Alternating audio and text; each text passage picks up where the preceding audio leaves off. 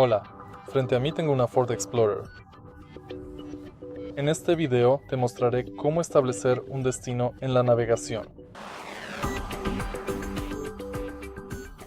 Al principio, observa la pantalla y ve al menú. Ahora ve a navegación y luego a destino. Aquí puedes seleccionar entre favoritos, último destino y sugeridos, o puedes establecer un nuevo destino.